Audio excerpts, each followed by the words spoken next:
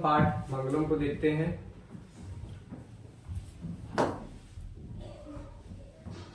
यह पिक्चर जो है हमें आध्यात्मिकता का परिचय करवाता है, जिसमें हमारा जो भी इंद्रिया है,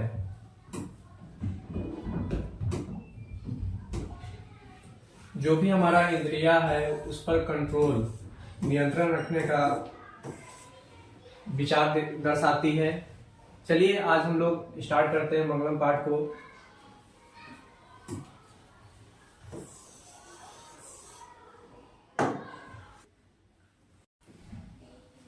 क्लास 10th में पहला अध्याय है मंगलम। इसको हम लोग देखते हैं कि आखिर यह जो है आध्यात्मिकता को कैसे दर्शाता है, हमारी इंद्रियों को कैसे कंट्रोल करने का परिचय करवाता है। हमारे पाठ का नाम मंगलम है। मंगलम पाठ का मतलब होता है सत्य। यह पाठ हमें सत्य का परिचय करवाती है। इस पाठ में उपनिषद लिखे हुए हैं। उपनिषद से 5 श्लोक लिए गए हैं।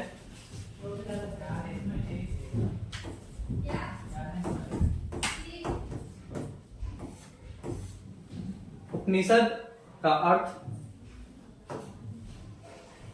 शिष्य का गुरु के समीप बैठना होता है।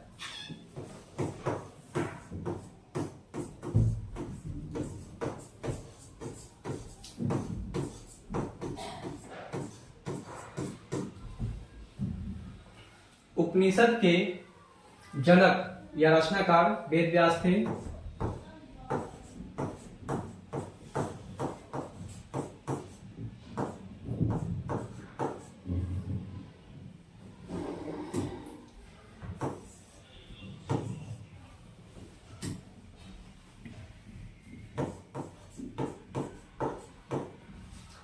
वेद व्यास ने उपनिषद की रचना की थी और इन्होंने उपनिषद का ज्ञान हम लोगों को दिया था। इसमें कुल उपनिषद से 5 श्लोक लिए गए हैं,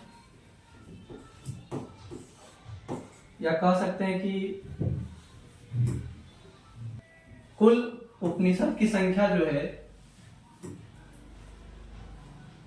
कुल उपनिषद की संख्या 108 है, जिसमें से हम केवल 5 के बारे में आज के क्लास में अध्ययन करेंगे।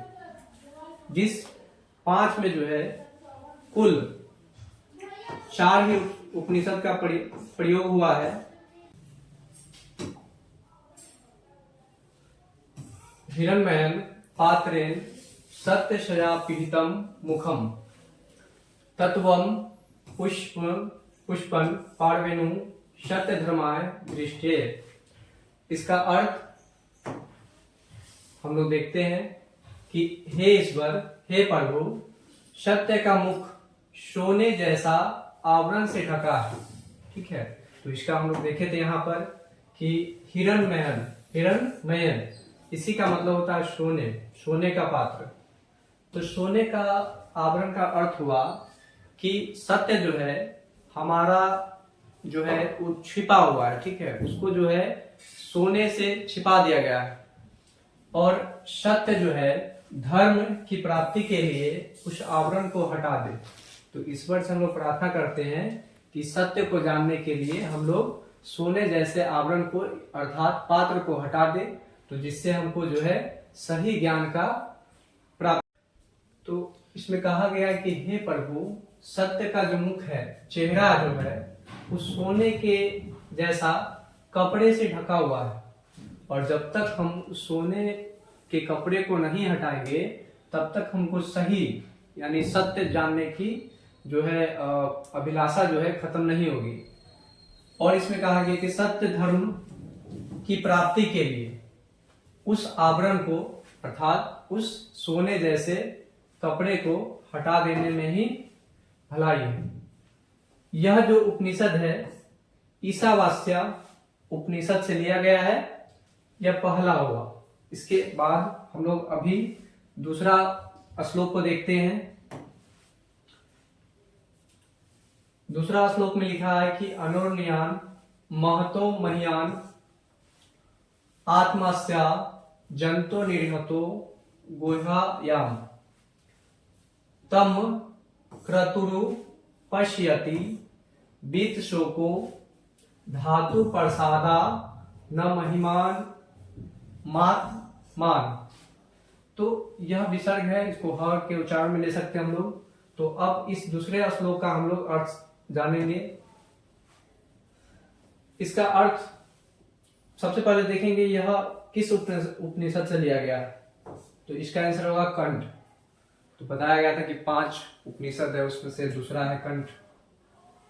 इसमें अर्थ है कि मनुष्य के हृदय रूपी गुफा में, ठीक है, मनुष्य का जो हृदय है उस गुफा में अणु बहुत छोटा होता है। कोई भी वस्तु जो सबसे छोटा हो उसको अणु कहते हैं। और अणु से भी छोटा और महान से भी महान आत्मा विद्वान है। तो हमारे आपके मन के अंदर जो है सबसे छोटा जो चीज है वह आत्मा है। और आत्मा छोटे से भी छोटा है और महान से भी महान है, मतलब बहुत बड़ा भी है। विद्वान जो बहुत पढ़े लिखे होते हैं शोक रहित होकर उस श्रेष्ठ परमात्मा को देखता है। तो इसमें बोला है कि जो विद्वान होते हैं, जो अच्छे जानकार होते हैं, वह शोक रहित, वह बिना चिंता के होकर उस श्रेष्ठ मतलब सबसे अच्छे परमात्मा को देखता है। ठीक है, यह जो है कंठ उपनिषद से लिया गया है। अब हम लोग अगला तीसरा श्लोक देखते हैं। तीसरा श्लोक में सत्यमेव जयते न निरतम सत्येन पंथा विततो देवयाना एना कर्म नत यशु भयाप्त कामा यत्र तत् सत्यस्य परम निधानम। तो अब यह तीसरा श्लोक है, इसका अर्थ हम लोग देखते हैं। इस श्लोक में लिखा है कि सत्य की ही जीत होती है, झूठ की नहीं। मतलब कि कोई भी जो है व्यक्ति अगर झूठ बोलता है तो वह कभी भी जीतेगा नहीं। सत्य से ही देवलोक का रास्ता प्राप्त होता है। अगर आप सत्य बोलते हैं तो आप ईश्वर के पास भी जा सकते हैं, ईश्वर से मिल भी सकते हैं। ऋषि लोग जो ऋषि होते हैं, ठीक है, देवलोक को प्राप्त करने के लिए उस सत्य को प्राप्त करते हैं जहां सत्य का भंडार है। तो जो ऋषि लोग होते हैं, संत होते हैं, वह सत्य को हमेशा बोलते हैं क्योंकि उन्हें पता है कि सत्य से ही हम ईश्वर से मिल सकते हैं, अपने परमात्मा से मिल सकते हैं।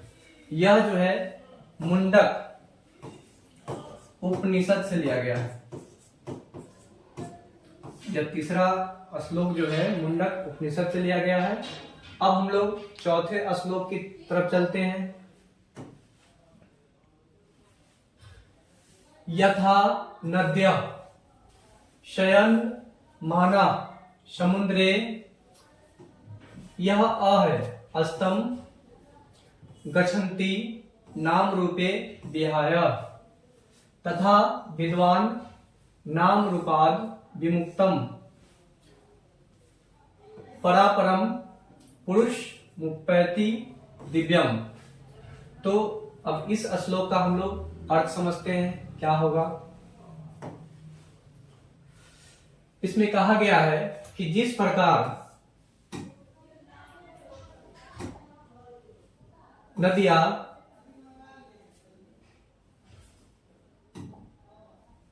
बहती हुई अपने नाम और रूप को त्याग कर समुद्र में मिल जाती है, ठीक उसी प्रकार विद्वान अपने नाम और रूप को त्याग कर परम पिता परमेश्वर की प्राप्ति करते हैं। तो कहने का मतलब है इसमें कि जो नदी है वह समुद्र में अपने नाम को, अपने रूप को छोड़ देती है, क्योंकि उसको पता है कि बड़े चीज में मिलने के लिए अपने छोटे रूप को त्यागना पड़ेगा। ठीक उसी प्रकार से जो विद्वान होते हैं, जो बहुत पढ़े लिखे होते हैं, जिनके पास ज्ञान की कमी नहीं होती है, वे अपने नाम और रूप को छोड़कर या त्याग मतलब छोड़कर परम पिता परमेश्वर की प्राप्ति करते हैं। परमेश्वर मतलब ईश्वर। अगला हम लोग देखते हैं। तो कहने का मतलब है कि अगर कोई व्यक्ति है छोटे शहर में रह रहा है, तो उसको अगर बड़े शहर में जाना है, या किसी व्यक्ति को कोई नौकरी कर रहा है, ठीक है, तो अगर उसको बड़े पोस्ट पे जाना है तो उसको जो है अपना घमंड, अपना ईगो को छोड़ना पड़ेगा, तब जाके जो है वह अच्छे रास्ते पर चलेगा और सफलता की सीढ़ियां चलेगा। तो अब हम लोग अगला श्लोक देखते हैं। ये आपका हम लोग अब लास्ट श्लोक को देख रहे हैं। वेदा हमेतम पुरुषम महातम आदित्य वर्णम तम श परास्तात तमेव विदित्वाति मृत्युमेति नान्यः पथा विद्यते अयनाय। इसका अर्थ हम लोग देखते हैं। तो बोला गया है कि मुझे ही महान पुरुष परमात्मा जानो, जो प्रकाश स्वरूप हमें में अंधकार के आगे है, उसी को जानकर मृत्यु को प्राप्त किया जाता है। इसके अलावा दूसरा कोई मार्ग नहीं है। अर्थात इसका मतलब है आत्मज्ञान किए बिना मोक्ष की प्राप्ति संभव नहीं है। तो इतना जो लिखा है इसमें आपको समझना है कि आत्मज्ञान, सेल्फ नॉलेज, तो पहले किसी भी चीज को बोलने के लिए हमें पहले तो अपने आप को जानना पड़ेगा ना, कि हमें आता क्या है। तो वही जो हमें आता है उसी को बोलेंगे आत्मज्ञान। तो आत्मज्ञान के बिना हम लोग मोक्ष अर्थात स्वर्ग समझ लीजिए या मृत्यु की प्राप्ति संभव नहीं है। यह जो उपनिषद है दिया गया श्वेता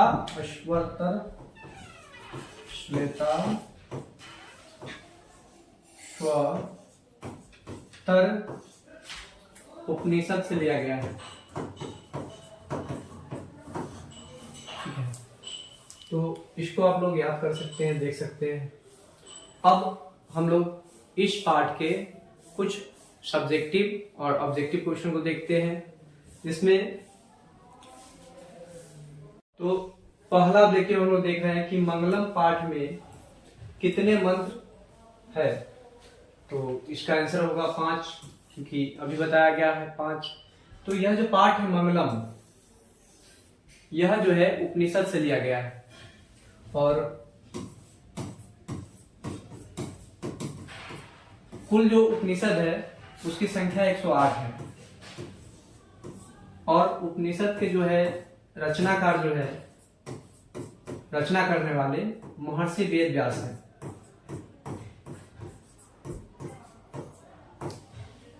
टोटल उपनिषद 108 है, जिस उपनिषद में से केवल इस चैप्टर में हमको 4 के बारे में पढ़ना है। श्लोक 5 है।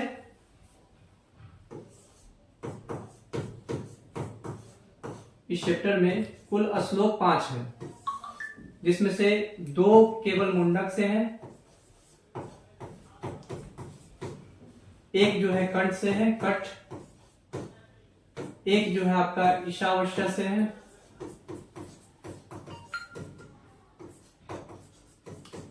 और एक जो है आपका श्वेता स्वतर से है। तो कुल मिला के 5 श्लोक है, जिसमें से 4 मंत्र का ही, 4 उपनिषद का ही यूज किया गया है, और इसके रचनाकार है वेद व्यास। अब हम लोग दूसरे ऑब्जेक्टिव की तरफ बढ़ते हैं। दूसरा क्वेश्चन है कि सत्य का मुख मतलब मुंह किस पात्र से ढका हुआ है। तो हम लोगों ने पढ़ा था अभी जस्ट कि सत्य का मुंह जो है हिरण्यमय पात्र से ढका, मतलब सोने के कपड़े से ढका है, सोने के आवरण से ढका है। इसमें जो है यह आपको जो है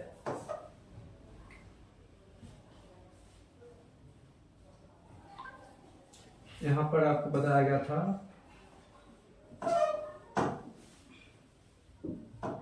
तो यहां देखिए पहला श्लोक में हिरण्मयन पात्रेन सत्यश्रापितम मुखम, तो यहां से आपका मिल रहा है ऑब्जेक्टिव। अब अगला, सत्यमेव जयते किस उपनिषद से लिया गया? तो इसका आंसर होगा मुंडको उपनिषद, मतलब मुंडक उपनिषद से लिया गया। यह तीसरा हो गया। चौथा, अब आप लोग बताइएगा कि हिरण्मयन पात्रेन दृष्टेय किस उपनिषद से लिया गया है? पहला, दूसरा, तीसरा या चौथा? तो पहला बताए थे कि हिरण्मयन पात्रेन, अभी जस्ट बताए थे ईशावास्यो उपनिषद से लिया गया है। अब क्वेश्चन नंबर 5 देखते हैं। वेदा हमेतम पुरुषम महानतम विद्यते न्याय किस उपनिषद से लिया गया है? तो यह जो है आपका श्वेताश्वतरो उपनिषद से लिया गया है। क्वेश्चन नंबर 6 देखते हैं हम लोग। मंगलम पाठ कहां से संकलित है? तो बताए थे कि उपनिषद से लिया गया है, और उपनिषद की संख्या कितना है? 108। मंगलम पाठ उपनिषद से लिया गया है, और यह जो है एक पद्यात्मक रचना है। पद्यात्मक का मतलब होता है जो एक कविता टाइप का हो। अगला, तो इसमें जो है पहला देखिए वेद, पता होना चाहिए वेद कितने हैं? 4 हैं। दूसरा है उपनिषद, 108 है। पुराण कितना है? 18 है। पुराण के भी उपपुराण है, 18 है। वेदांत कितने? 6 है। वेद में हो गया आपका ऋग्वेद, सामवेद, यजुर्वेद, अथर्ववेद। उपनिषद में आप पढ़े अभी, कठ हो गया, ठीक है, श्वेताश्वर हो गया, उसके बाद ईशावास्य हो गया। पुराण में हो गया विष्णु पुराण हो गया, ठीक है, भागवत पुराण हो गया। वेदांग में आपका शिक्षा हो गया, कल्प हो गया, निरुक्त हो गया, छंद हो गया, इत्यादि जो है वेदांग है। अब अगला क्वेश्चन हम लोग देखते हैं, क्वेश्चन नंबर 7। अनुर्ज्ञान महतो महिमा मात्मम किस उपनिषद से लिया गया है? तो यह जो है यह दूसरा कठो उपनिषद से लिया गया है, कठ उपनिषद। यह उपनिषद भी जो है महर्षि वेद व्यास की ही रचना है। अगला क्वेश्चन है, महान से भी महान क्या है? मतलब महान से महान क्या है? तो बताया गया था महान से महान क्या है? तो आत्मा है।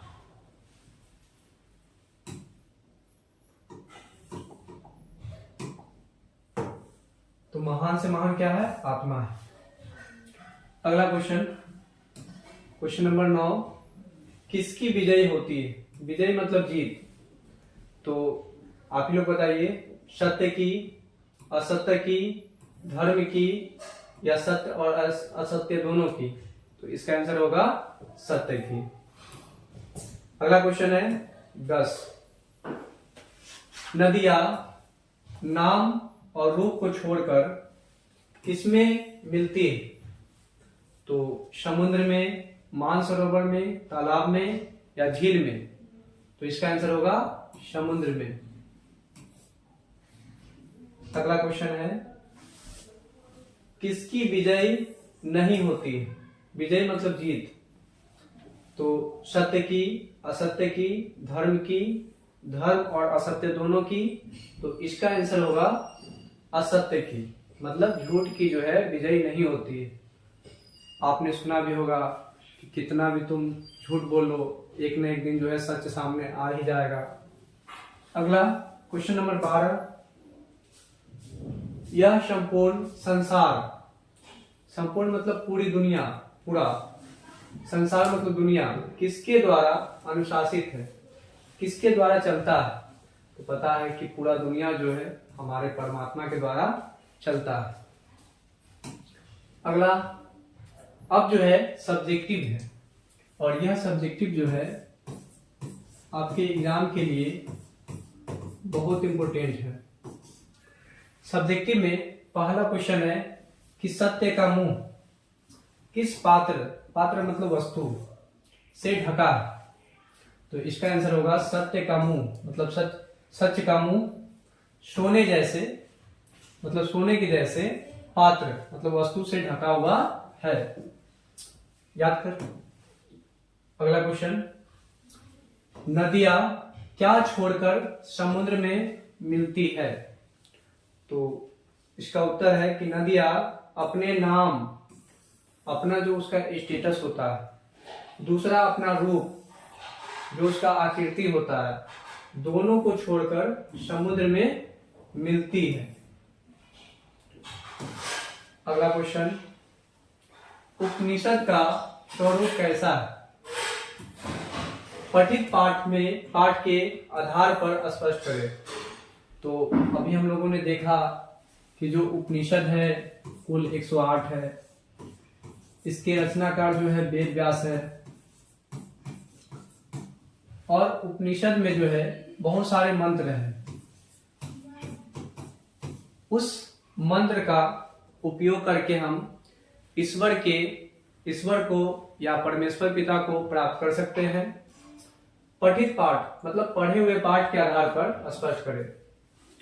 तो लिखा है कि उपनिषद वैदिक वांग्मय मतलब वैदिक साहित्य, जो पुराने जमाने में जो पढ़ाई लिखाई होती थी, ठीक है, गुरु के पास जो है शिष्य जो है बैठकर पढ़ते थे, तो वह उपनिषद होता था, मंत्र के द्वारा जो है पढ़ाई होता था, का अभिन्न अंग है। इसमें दर्शन शास्त्र मतलब विचारों का अध्ययन, सिद्धांतों का प्रतिपादन किया गया, ठीक है। आगे सभी जगह परम पुरुष परमात्मा मतलब ईश्वर का गुणगान किया गया है। परमात्मा के द्वारा ही यह संसार व्याप्त है और अनुशासित है। तो कहने का मतलब कि पूरा दुनिया जो है ईश्वर के द्वारा ही चलता है। यहाँ तक कि एक पेड़ का पत्ता भी जो है अपनी मर्जी से नहीं गिरता। सबों की तपस्या का लक्ष्य उसी को प्राप्त करना, अर्थात सबका लक्ष्य है कि हम जो है ईश्वर को प्राप्त करें, मोक्ष को प्राप्त करें, स्वर्ग में जाए। और हम लोग अब अगला क्वेश्चन देखते हैं। अगला है कि मंगलम पाठ का 5 वाक्यों में परिचय दे। इसका उत्तर है कि इस पाठ में 5 मंत्र ईशावास्य, कठ, मुंडक तथा श्वेता स्वर नामक उपनिषद से संकलित।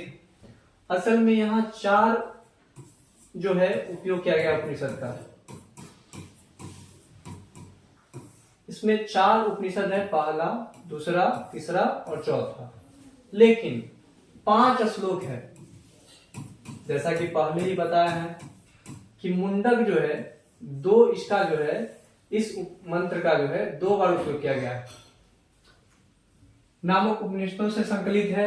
वैदिक साहित्य, ठीक है, जो वैदिक युग में जो है जो किताबें पढ़ाई होती थी, वैदिक साहित्य में शुद्ध मतलब प्योर आध्यात्मिक ग्रंथों के रूप में, आध्यात्मिक मतलब जो हमारा इंद्रिय है, जो विचार है, ठीक है, उस सबको कंट्रोल में रखने के लिए जो है आध्यात्मिक ग्रंथों के रूप में उपनिषदों का महत्व है।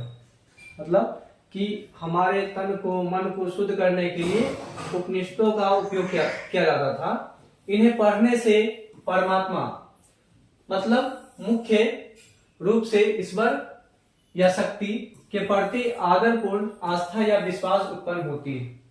मतलब उपनिषद पढ़ेंगे तो उससे जो है हमको ईश्वर के प्रति जो है विश्वास उत्पन्न होगा। विश्वास मतलब कि ईश्वर को हम मानेंगे कि हाँ सच में यह जो दुनिया चल रही है यह ईश्वर की ही देन है। आज भी देखिए कि जो भूकंप होता है, ठीक है, यह सब भी जो है लोग जो है सोचते हैं कि आखिर ये होता क्यों है, या पृथ्वी जो है बिना किसी के सहारे टिकी हुई है, तो ऐसा कैसे होता है। तो इस सब के पीछे जो है अगर संस्कृत में देखा जाए तो इसके पीछे जो है ईश्वर का लॉजिक दिया गया है। आगे है सत्य की खोज और मन का झुकाव होता है तथा आध्यात्मिक खोज की उत्सुकता होती है।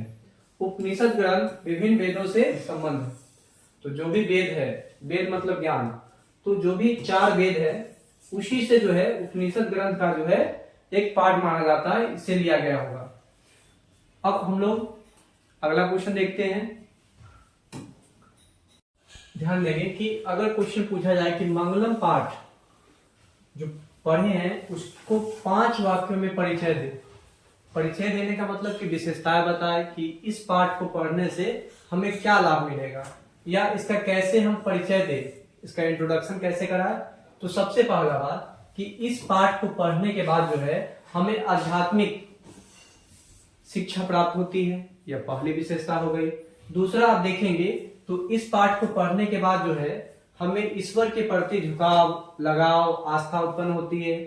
तीसरा, हमारे अंदर मोक्ष प्राप्त करने की उत्कंठा होती है, जिज्ञासा होती है। चौथा, हमें सत्य की ओर अग्रसर होने का एक मौका मिलता है। पांचवा इसमें बताया गया है कि जो भी यह उपनिषद है इन मंत्रों का उच्चारण करके हम अपने इंद्रियों को वश में कर सकते हैं। तो इस प्रकार से हम लोग 5 वाक्यों में मंगलम पाठ को दर्शा सकते हैं या लिख सकते हैं। अब हम लोग अगला क्वेश्चन देखते हैं। क्वेश्चन है कि मंगलम पाठ के आधार पर सत्य की महत्ता पर प्रकाश डालें। सत्य मतलब सच, सच्चाई की महत्ता मतलब महत्व। तो इसका उत्तर लिखा है कि सत्य की महत्ता मतलब सत्य का महत्व का वर्णन करते हुए महर्षि वेद व्यास कहते हैं कि हमेशा सत्य की ही जीत होती है, जो कि सही भी है। आप जितना भी कुछ कर लीजिए, अगर सत्य नहीं बोलिएगा तो कभी ना कभी पकड़ा ही जाइएगा। तो इसीलिए हमें हमेशा सच बोलना चाहिए। और वर्तमान समय में आप देखेंगे तो लोग जो है बात बात पे झूठ बोलते हैं, छोटा छोटा काम में झूठ बोलते हैं, तो जिससे जो है हमें या हमारे आत्मा को बहुत ठेस पहुंचती है। आत्मा ही जो है असल में परमात्मा भी है। अगर हमारा मन ठीक है, मन सच बोलता है या हम लोग सही काम करते हैं तो हमारा आत्मा ही ईश्वर हो जाता है और जो हम लोग भी बोलते हैं वह सत्य हो जाता है। झूठ की जीत कभी नहीं होती है, मतलब झूठ बोलने से जो है कभी जीत नहीं होती है। अगला है सत्य से ही देवलोक मतलब देवों के लोग ईश्वर का निवास स्थान को बोलते हैं, देवलोक का रास्ता निकलता है। मतलब सत्य से ही जो है हम लोग ईश्वर से मिल सकते हैं, ईश्वर को प्राप्त कर सकते हैं। ऋषि लोग, जो ऋषि है, जो साधु संत है, वो हमेशा ईश्वर के पूजा पाठ में लगे रहते हैं, क्योंकि उन्हें पता है कि देवलोक को प्राप्त करने के लिए हमें सत्य को प्राप्त करना पड़ेगा। जहां सत्य का भंडार है वहीं पे ऋषि लोग का निवास होता है। और असल में कहा गया है कि ईश्वर जो है वही जो है सत्य जो बोलते हैं उसको मिलते हैं। अब हम लोग इस पाठ के अगले क्वेश्चन में चलते हैं। अगला क्वेश्चन है कि मंगलम पाठ के आधार पर, यह आपका मंगलम पाठ है। मंगलम पाठ के आधार पर आत्मा, और आत्मा सबके मन में होती है, आत्मा ही सब चीज कराती है, आत्मा की विशेषताएं बतलाए। तो इस पाठ के अकॉर्डिंग जो है हमको आत्मा के बारे में जानना है कि आत्मा क्या होता है। तो इसका उत्तर है कि मंगलम पाठ में जो है संकलित, यह जो है कट उपनिषद से लिया गया है, जो महर्षि वेद व्यास के द्वारा लिखा गया है। इसमें बोला गया है कि जो आत्मा है वह जो है सूक्ष्म मतलब छोटे से छोटे और महान से भी महान है। इस आत्मा को वश में नहीं किया जा सकता है। ठीक ही है, आप किसी व्यक्ति को अपने वश में कर सकते हैं, आप किसी पैसे को अपने वश में कर सकते हैं, किसी चीज को अपने वश में कर सकते हैं, लेकिन किसी के मन को जो है अपने वश में नहीं कर सकते। विद्वान लोग जो है शोक रहित मतलब वह हमेशा दुखी नहीं रहते, हमेशा खुशी रहते हैं। खुशी होकर जो है परमात्मा अर्थात ईश्वर का दर्शन करते हैं। अब आगे देखते हैं हम लोग। अगला क्वेश्चन है आत्मा का स्वरूप क्या है? जो पाठ पढ़े हैं उसके आधार पर स्पष्ट करें। मंगलम पाठ में यह अगला क्वेश्चन है कि आत्मा का आकार कैसा है, मतलब स्वरूप कैसा है, प्रकृति कैसा है, जो पाठ पढ़े हैं उसके आधार पर स्पष्ट करना है। तो इसमें बताया गया है कि जो मनुष्य का हृदय है, जो धड़कन है, उसमें आत्मा का निवास होता है और आत्मा इतना छोटा है जो अणु से भी छोटा है और इतना बड़ा है कि यह बहुत बड़े ब्रह्मांड से भी बड़ा है। तो इसमें आगे लिखा है कि आत्मा मनुष्य की हृदय रूपी गुफा में अवस्थित है और जो इसका रहस्य समझने वाला है वह सत्य की खोज करता है और बिना दुखी हुए इस सत्य को प्राप्त भी कर लेता है। अगला, महालोक संसार रूपी सागर को कैसे पार करते हैं? महालोक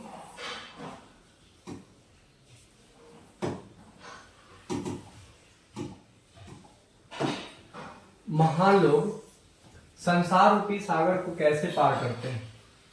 क्वेश्चन है कि महान लोग संसार रूपी सागर को कैसे पार करते हैं।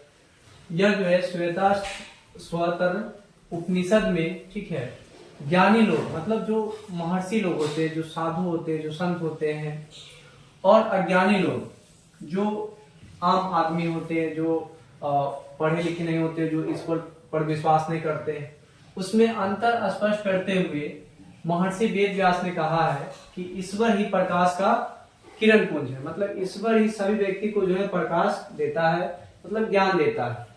उन्हीं के भव्य दर्शन से, मतलब उन्हीं के दर्शन से, उन्हीं के विचार से सारा संसार आलोकित होता है, मतलब प्रकाशित होता है, मतलब ज्ञानवित होता है। और ज्ञानी लोग उस ईश्वर को जानकर सांसारिक विषय वासना और मोह माया से मुक्ति पाते हैं। जो ज्ञानी लोग हैं उनको जो है ईश्वर जो है ज्ञान देते हैं, उनको जो है प्रकाश दिखाते हैं, तब वह जो है जो भी संसार की मोह माया है, ठीक है, उसको जो है त्याग देते हैं। इसके अलावा उनके पास कोई दूसरा रास्ता नहीं होता।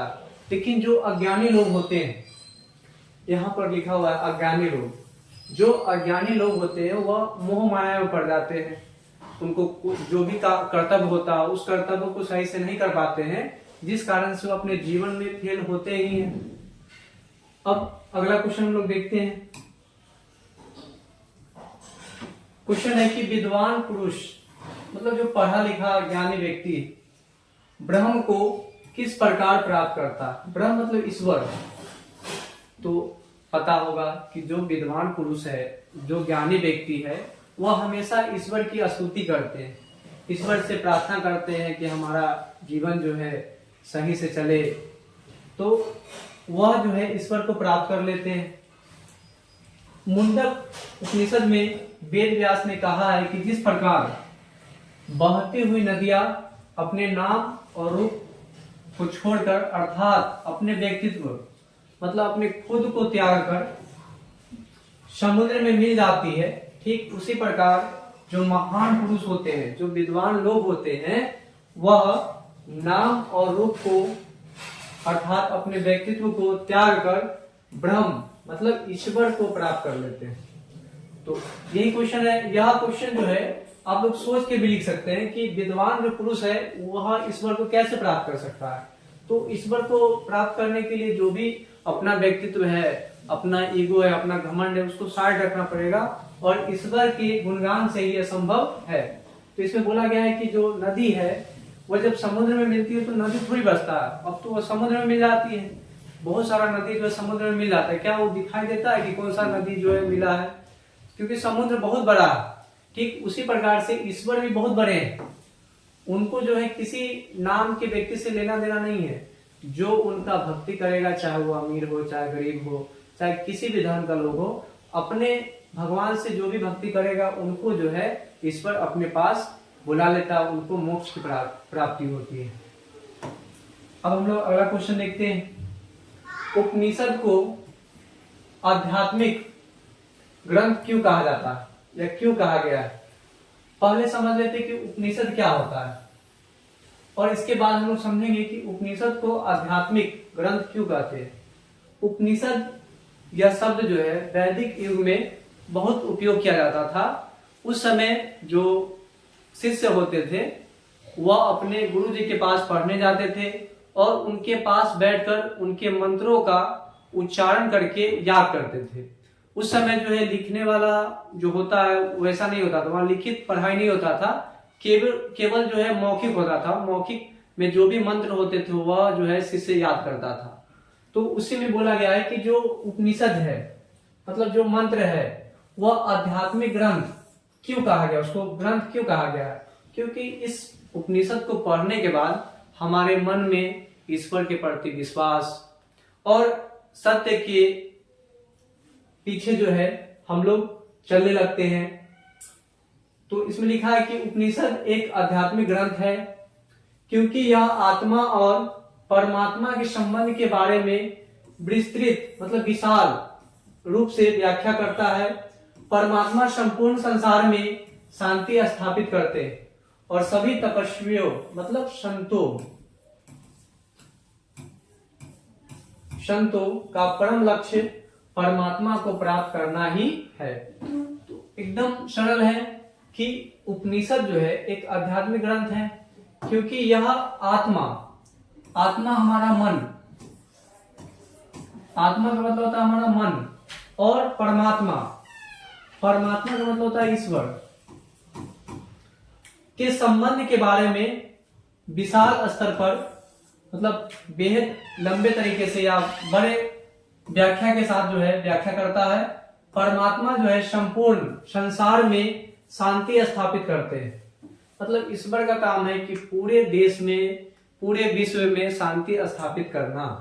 तो सभी जो तपस्वी होते हैं जो संत होते हैं उनका भी लक्ष्य होता है परमात्मा को प्राप्त करना, मतलब मोक्ष की प्राप्ति करना, उन्हें स्वर्ग की प्राप्ति करना।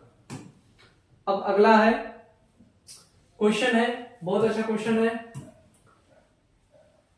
नदी और विद्वान में क्या समानता है? यह जो क्वेश्चन है पूछा गया 2020 के फर्स्ट सिटिंग में पूछा गया है और यह क्वेश्चन जो है बहुत इंपोर्टेंट है, मतलब VVI वेरी वेरी इंपोर्टेंट। यह क्वेश्चन जो है याद कर लीजिएगा क्योंकि यह क्वेश्चन आपको पूछेगा नदी और विद्वान में क्या समानता है। तो पहले हम लोग बताए थे कि नदी किस प्रकार से अपने नाम और रूप को छोड़कर समुद्र में मिल जाती है, अपने आकार को अपने रूप को छोड़कर वह समुद्र में किस प्रकार से मिल जाती है, ठीक उसी प्रकार से जो विद्वान होते हैं वह अपना घमंड अपना ईगो उसको छोड़ के जो है वह बड़े स्तर पर अपना नाम कमाते हैं। तो यहाँ लिखा है कि जिस प्रकार बहती हुई नदियां अपने नाम और रूप मतलब आकार को त्याग कर एक बहुत बड़े समुद्र में मिल जाती है, उनको अपने नाम का कोई फिक्र नहीं होता है, ठीक उसी प्रकार जो विद्वान होते हैं अपने नाम और रूप को परवाह किए बिना मतलब अपने नाम और रूप को छोड़ देते हैं और इसके बाद जो है वह ईश्वर की प्राप्ति करते हैं। अगर अपने नाम और रूप को नहीं छोड़ेंगे तो वह एक बहुत बड़े व्यक्ति नहीं बन पाए। तो यह पहला क्लास था। इसके बाद संस्कृत विषय में आपको कोई क्लास चाहिए तो इस वीडियो के नीचे जो है कमेंट कर सकते हैं। इसके अलावा जो भी क्लास है 9th है 8 है 6 है 7 है सबका संस्कृत वीडियो इस चैनल पे मिलेगा। तो आशा है कि यह चैप्टर समझ में आ गया होगा। कोई समस्या हो तो आप इस चैनल के इस वीडियो के नीचे कमेंट कर सकते हैं। धन्यवाद। तो जैसा कि हम लोग जस्ट अभी पीछे पढ़े हैं, ठीक है, आत्मा यहाँ क्या लिखा हुआ है, आत्मा का स्वरूप, आत्मा ये किस प्रकार का, ठीक है, इसके विषय में हमें बताना है। तो यह जो पाठ जो है मंगलम पाठ से लिया गया है और इसके जो रचनाकार है महर्षि वेदव्यास है।